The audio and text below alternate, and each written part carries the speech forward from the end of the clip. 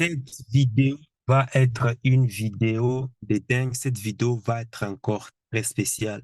Et c'est pour cela que j'ai besoin de toi pour pouvoir vraiment liker, partager, activer la cloche des notifications pour ne rater aucune vidéo parce que je partage une vidéo par jour. Et dans la barre de description, va jeter un coup d'œil. Il y a tout ce qu'il faut pour toi pour pouvoir t'aider à pouvoir t'améliorer. Améliorer ta forme physique, c'est-à-dire en prenant soin de ton ventre, en lançant ton business aussi en ligne. Et aussi, si tu as un produit, un service à pouvoir vendre, je t'aide justement dans la promotion de tes produits et services en utilisant la plateforme Metaverse et puis TikTok. Tu as tout ce qu'il faut pour toi. Et si même tu veux même te lancer dans le business en ligne, regarde dans la barre de description, il y a des outils magnifiques qui vont t'aider justement à te faciliter la tâche. Cette vidéo sera, en fait, c'est la consécration, en fait, de tout ce que j'ai l'habitude de dire. Parce que s'il n'y avait pas des problèmes, notamment dans notre système politique, s'il y avait pas, si on n'avait pas des problèmes dans nos foyers, dans notre vie en général, cette chaîne n'existerait pas. Si cette chaîne existe, c'est parce que il y a des problèmes.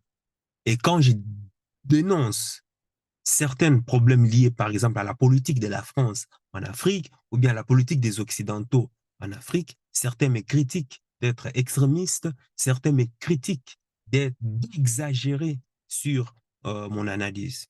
Et aujourd'hui, ça tombe bien, justement, parce qu'on va aller justement au cœur du renseignement militaire. On va aller voir, justement, on va aller décrypter ce que Alain Juillet a donné comme information, renseignements qui vont impacter justement le monde de demain, là actuellement. Qui est Alain Juillet? Alain Juillet, c'est un ancien dirigeant d'entreprise et haut fonctionnaire français. Il fut notamment directeur du renseignement à la DGSC, haut fonctionnaire chargé des renseignements économiques auprès du Premier ministre. Alain Juillet, c'est aussi un ex-franc-maçon, 33e degré, l'homme qui a été le sommet de la confrérie franc-maçonnerie. Et en plus de cela, il est le fondateur, le concepteur justement des services renseignement secret, du service de renseignement militaire, enfin des services de renseignement militaire camerounais, du renseignement camerounais. C'est lui le fondateur. Et ce qu'on va faire, donc je veux partager avec toi cette conférence pour que tu entendes très bien. Je veux que tu restes très bien concentré parce que c'est très important. J'aurai besoin de ton avis justement après, voilà, suite à ce qu'il a dit à la, euh, par rapport à la politique de la France en Afrique. Donc voilà, je veux partager ces cours. C'est une conférence qu'Alain Juillet a donnée justement récemment, il n'y a même pas quoi, à peine, ouais, il n'y a même pas un mois. Il n'y a même pas un mois. Donc, on va suivre ce que Alain Juillet dit, et puis après, j'ai, euh, je ferai je ferai ma petite analyse, mais attention, je ne suis pas seul. Je voudrais que toi aussi, que tu puisses contribuer aussi, parce que voilà, cette chaîne n'est pas faite pour être monologue. À l'avenir, on aura des intervenants comme toi, si tu aimes, ça peut être la thématique, euh, hommes et femmes, si tu aimes, voilà, la thématique géopolitique et autres, si tu aimes le business, on parlera de tout. Mais petit à petit, mais pour qu'on arrive à ce stade, il faut que, voilà, que tu puisses contribuer, que tu puisses mettre ta pierre à l'édifice en likant, en t'abonnant et puis d'activer la cloche de notification et de partager ces informations. C'est très important de partager avec ces informations. Si tu connais un Africain ou bien toute personne, ça peut être européenne, asiatique ou américaine qui a à cœur l'Afrique, c'est vraiment de partager avec lui ces informations. On y va. Vous voyez? Juste pour terminer sur l'Afrique, parce que bon, il y a plein de choses à vous raconter, je pourrais en parler pendant des heures. Sur l'Afrique, c'est très intéressant de voir ce qui est en train de se passer sur la zone sahélienne, hein. Vous avez tous suivi.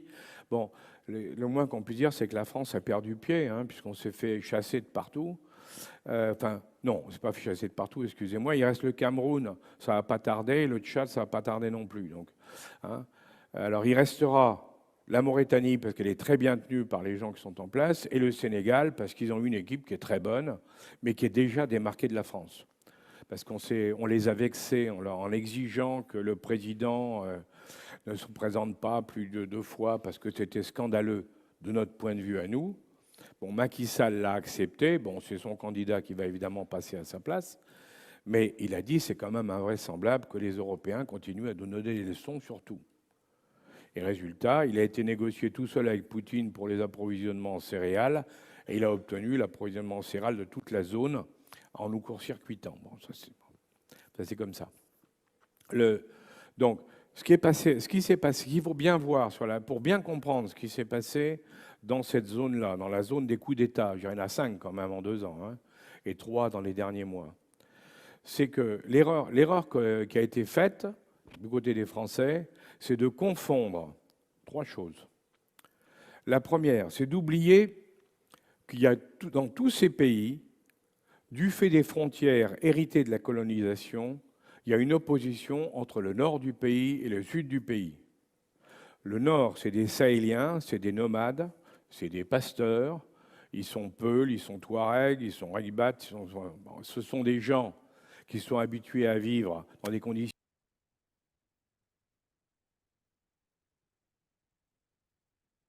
Ok, je ne veux pas justement laisser toute la vidéo. C'était juste pour te partager un extrait, mais comme tu le vois, tu peux aller justement voilà, sur cette chaîne CP Management et puis aller voir la vidéo en question en intégralité. Parce qu'il faut savoir que c'est grâce à Alain Juet que j'apprends aussi énormément sur la géopolitique internationale et autres. Parce qu'il n'y a pas, s'il y a une personne qui est mieux renseignée que la France, il n'y a pas plus que lui, en tout cas. Donc voilà, je te conseille d'aller suivre ces conférences. Il a même une chaîne YouTube pour te dire qu'il est vraiment incroyable. Il est à la retraite, mais il a même une chaîne YouTube dans laquelle voilà, il fait des conférences, il parle des sujets d'actualité internationale et des faits divers et autres. Vraiment très enrichissant, même si je ne suis toujours pas d'accord sur sa position sur la politique africaine, mais quand même, ça reste quand même, voilà, intéressant.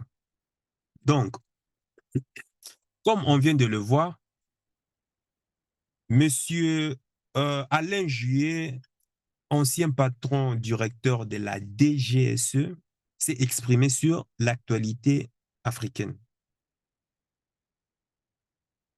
Et suite à cette euh, conférence,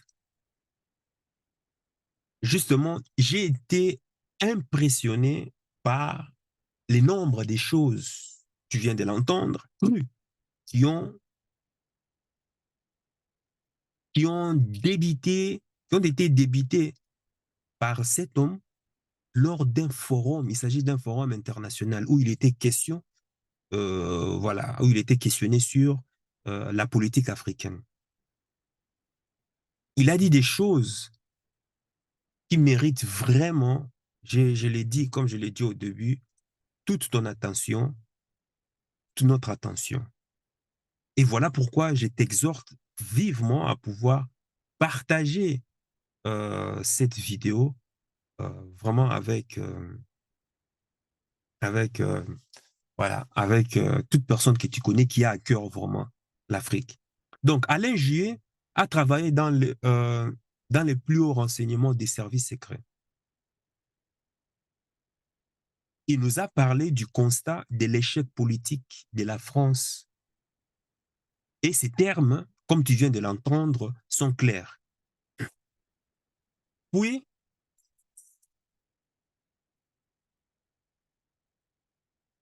il a évoqué la situation d'un certain nombre de pays. Tu viens de l'entendre.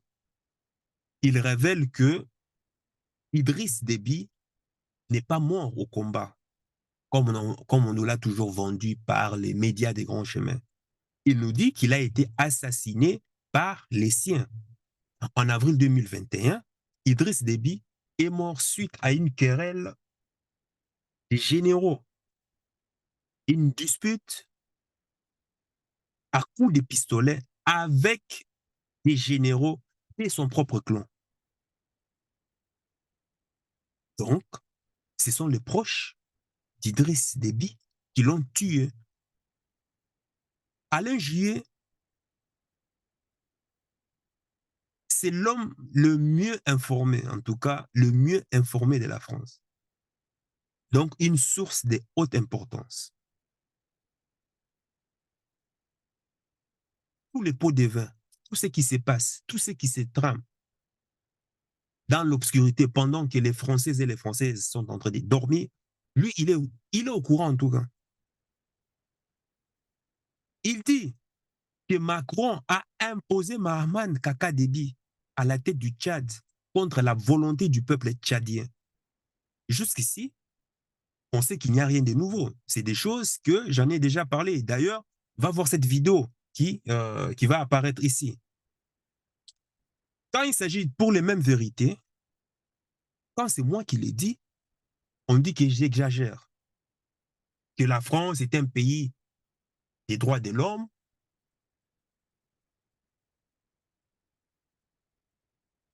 Elle ne peut jamais faire cela, que la France ne s'immisce jamais dans la politique des pays étrangers et autres. Mais voilà. Mais Alain Juillet, qui lui a été directeur des renseignements,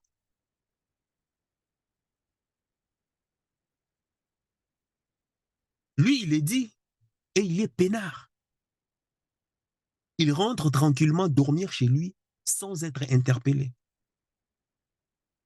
Donc, moi, honnêtement, franchement, je veux que dans cette vidéo, que tu vois toi-même la différence des traitements entre le Français blanc qui dit la vérité et l'Africain noir qui dit la même vérité. Ou bien quand j'entends d'autres analystes africains qui se positionnent sur le sujet, ils sont traqués, ils sont matraqués, ils sont vilipendés, ils sont chassés comme des bêtes. Ils voient leur compte bancaire bloqué, tout ça parce qu'ils disent la vérité. Mais quand c'est lui ou quand c'est un autre, voilà, la personne est tranquille.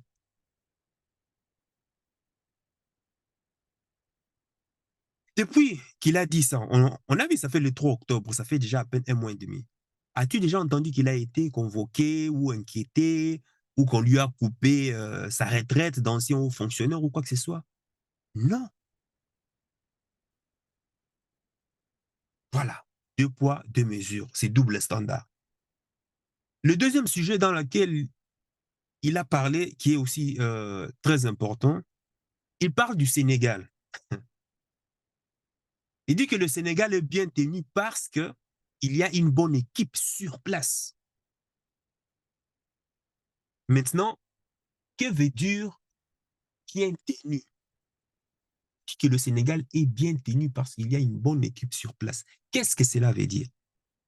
Il entend par là que le régime qui est au pouvoir au Sénégal actuellement a suffisamment en main les moyens violents pour tenir en laisse le peuple sénégalais.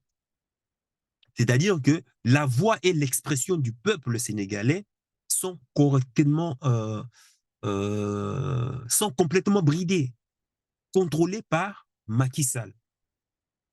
Et que de ce point de vue, Macky Sall est tranquillement soutenu par la France. Mais en même temps, il nous dit que Macky Sall est en colère contre la France parce que la France ne lui a pas permis ce que la France a permis, par exemple, à Dramane Ouattara en Côte d'Ivoire, c'est-à-dire faire un troisième mandat anticonstitutionnel. Écoute-moi bien, Macky Sall aurait voulu, dans la violation complète de la constitution sénégalaise, faire un troisième mandat. Apparemment, Alain Juppé nous dit que Paris a dit à Macky Sall, non, on va placer quelqu'un d'autre. J'avais fait une vidéo sur ça, je sais pas, il y a cela des mois, où on montrait Macky Sall qui sortait et qui s'est prononcé. Je me souviendrai encore de cette phrase.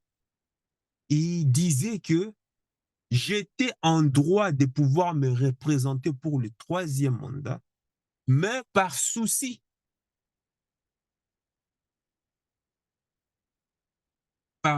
par souci à la demande du peuple, j'ai décidé de ne pas me représenter. Bon, c'est-à-dire, peut-être je vais mettre cette vidéo dans le commentaire et et tu vas toi-même lire tu vas toi-même écouter cette vidéo. Donc, Macky Sall, c'est-à-dire, il a pris cette décision de ne pas se présenter. Enfin, on sait que c'est le mensonge, mais c'est de manière personnelle, pas en rapport avec la constitution du Sénégal, mais il est dit que c'est une décision personnelle. Waouh! Waouh! Quel grand!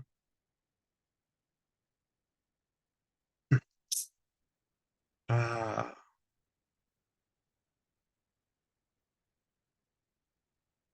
Mais Alain Juppé nous donne, il ajoute aussi une information très cruciale, et c'est qu'on connaît déjà ici. Hein. Il dit que le prochain, le prochain président du Sénégal est déjà connu. On n'a pas besoin d'élections au Sénégal pour savoir qui est le prochain président. Il dit que ça doit être qui? Amadouba. Qui est Amadouba? À moins que je ne me trompe, je crois que c'est le premier ministre actuel du Sénégal. C'est ce monsieur-là qui sera président, qui sera le candidat, c'est-à-dire un candidat choisi par Macky Sall. C'est Alain Juppé qui le dit. À ne pas confondre avec Alain Juppé. Non, non, non. Alain Juppé. Il dit, on sait déjà le prochain président. Et c'est le candidat de Macky Sall. Maintenant, toi qui connais la politique sénégalaise, va faire tes recherches et va savoir qui est le candidat de Macky Sall. On sait déjà.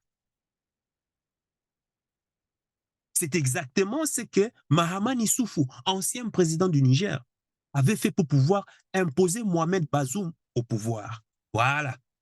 Ça ne te rappelle pas quelque chose? Donc, Alain Juppé, en gros, nous dit que l'élection présidentielle prochaine au Sénégal est déjà truquée d'avance.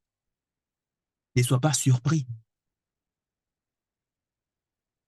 de voir ou bien d'entendre que ce soit Amadouba. Retiens cette vidéo. J'espère pouvoir me tromper. Retiens cette vidéo. Cette vidéo sera témoin. Nous avançons de là. Nous sommes là bientôt d'ici 2024.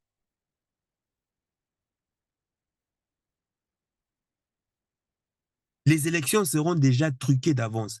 Et avec la bénédiction du sommet de la France-Afrique,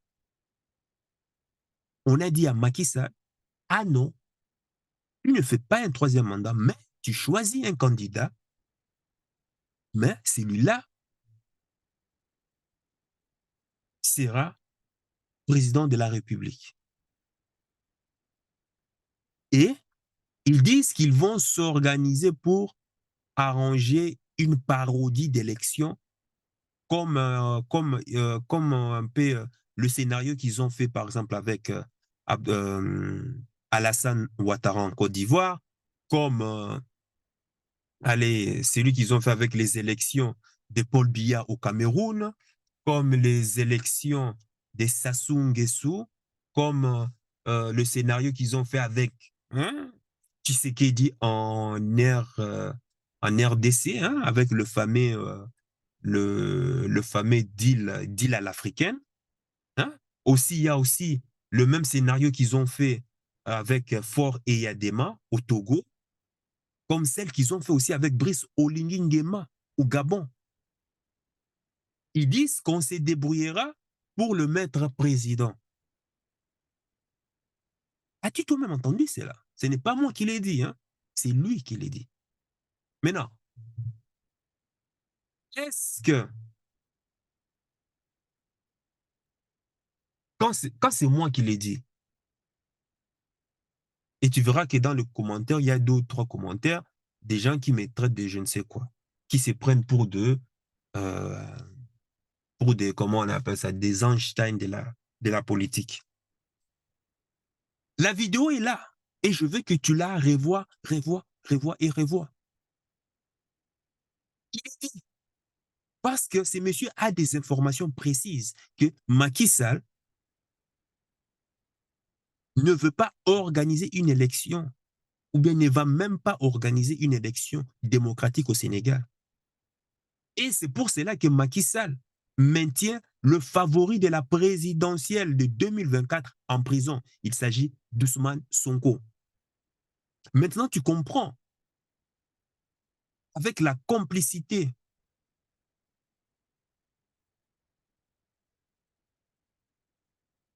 d'Ousmane, avec la complicité de qui Ousmane Sonko est en prison maintenant.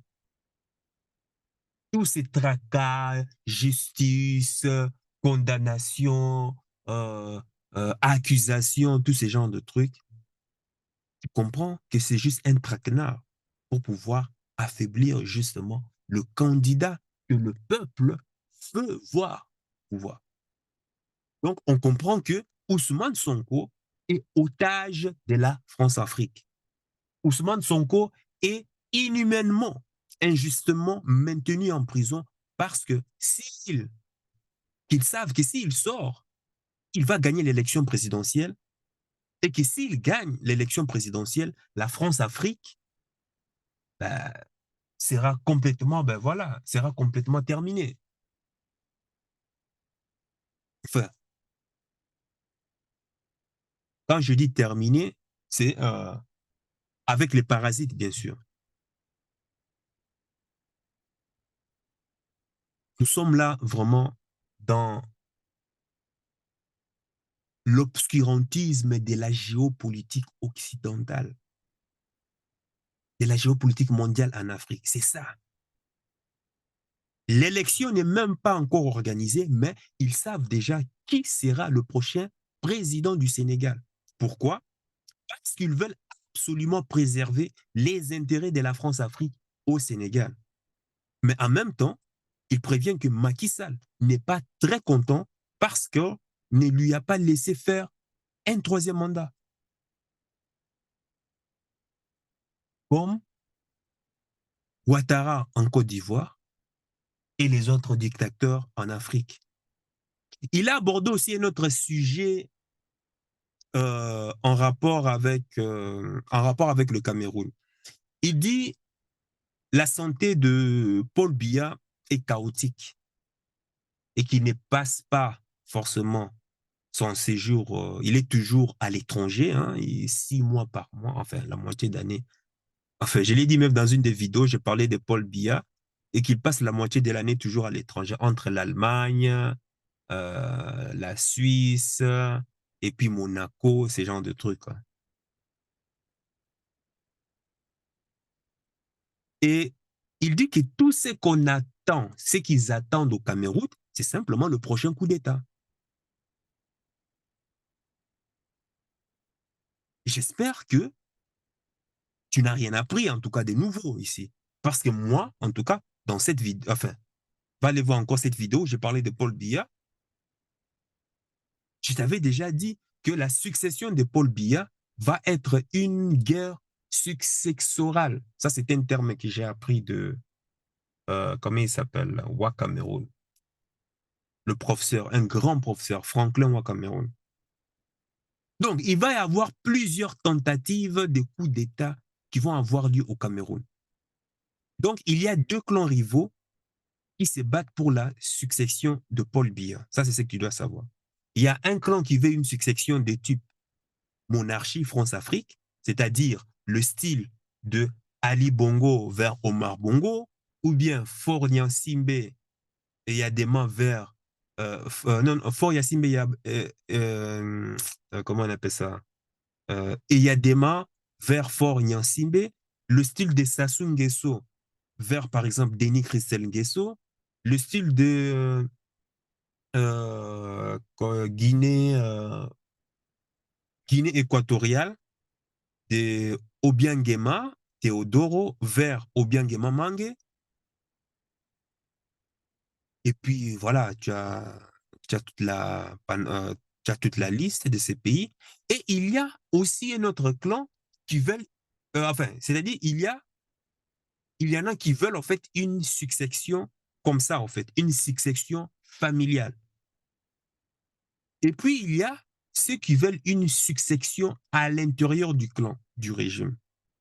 C'est-à-dire un gré à gré. C'est-à-dire à l'intérieur du clan du régime, soit sur la base de l'alternance ethnique, hein, des cadres du centre, du sud et les cadres du nord, qui avaient été mis déjà en place par le colon français, hein, soit sur la base d'une compétition en interne à l'intérieur de leur appareil politique, rompu à l'anti-démocratie qu'on appelle abusement, rassemblement démocratique du peuple camerounais. Je t'ai dit, à chaque fois que tu entends démocratique, il faut fuir. Et j'ai déjà dit dans une autre vidéo que la bataille successorale aura lieu entre les ailes concurrentielles du régime et que ça va être des coups d'État contre coups d'État successifs. Ces ailes concurrentielles vont se faire des coups d'État et ça va justement porter une illusion d'espoir dans la population qui va croire que c'est le même schéma des coups d'État libérateurs comme le Mali ou bien le Burkina Faso. Non, faut pas tomber dans le piège. Faut pas tomber dans le piège. C'est comme ça les Gabonais sont en train de se réveiller de leur cauchemar. Ils croyaient qu'ils étaient dans un rêve, mais les Gabonais se réveillent avec un cauchemar. Parce qu'ils commencent à se rendre compte que c'est toujours le régime Omar Bongo qui continue. C'est toujours la France-Afrique qui continue. Donc, il faut faire très, très attention et rester vigilant. Alain Juppé, ex-patron du renseignement français, et même celui-là, comme je te l'ai dit, qui a créé le service renseignement camerounais. Et voilà qu'il confirme ce qu'on attend au Cameroun est un coup d'État. Ce sont ces mots. Tout ce qu'on attend au Cameroun, c'est un coup d'État. Or, on a déjà vu quelque chose de similaire au Gabon, par exemple.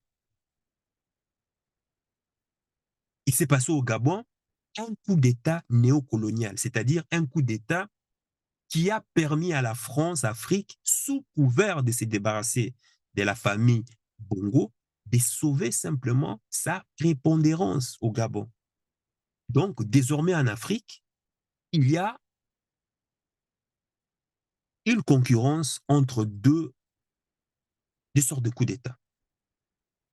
Il y a les coups d'État populaires et révolutionnaires du style Assimi Goïta du Mali, d'Ibrahim Traoré au Burkina Faso,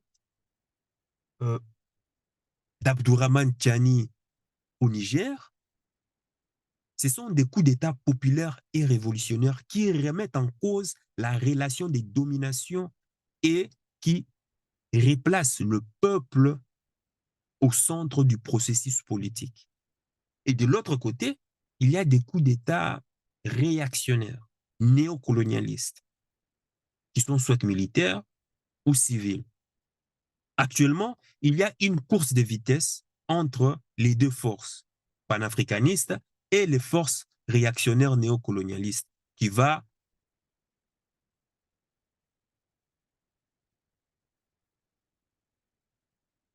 mettre justement en compétition l'un avec l'autre. Mais qui va réussir? C'est ça le problème. Et le problème du Cameroun est que les forces panafricanistes ont un retard, mais vraiment immense. Et que la rivalité des coups d'État sera une rivalité entre néocolonialistes. Plusieurs néocolonialistes militaires ou civils vont rivaliser au Cameroun pour s'affronter. Et c'est ça,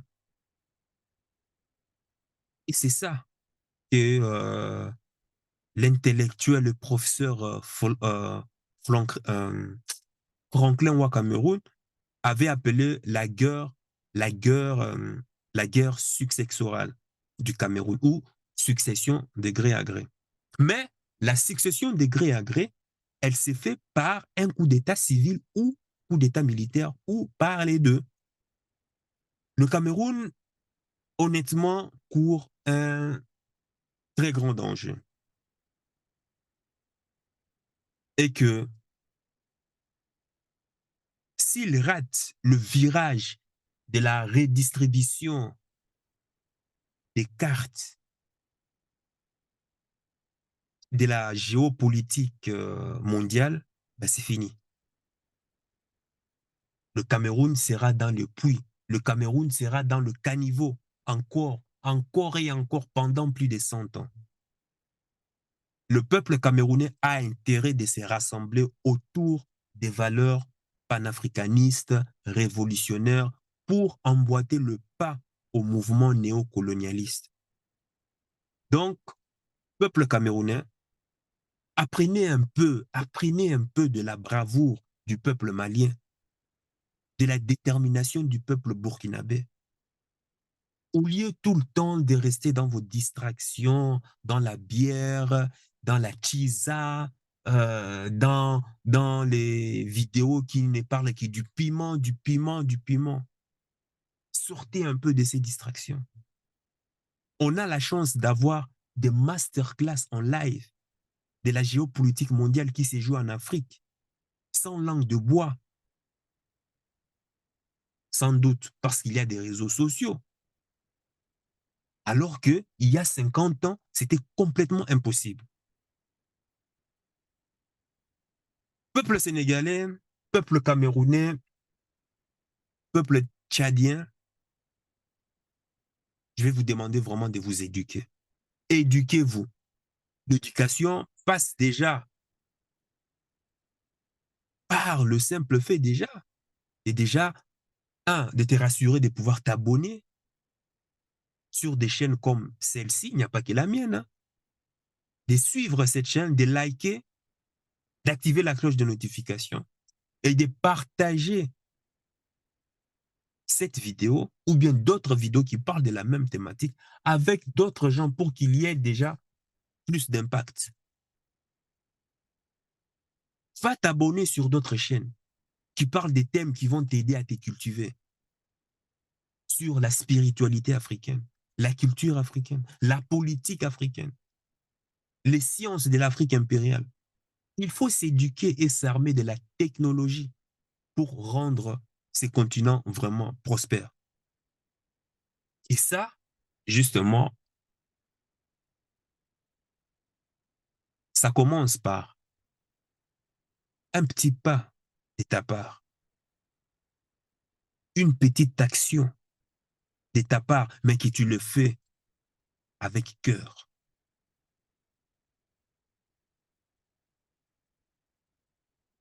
Sur ce, sache que ton cœur, c'est déjà ce que ton cerveau essaie de comprendre. Suis la voix de ton cœur. Il connaît déjà le chemin. Ciao, ciao.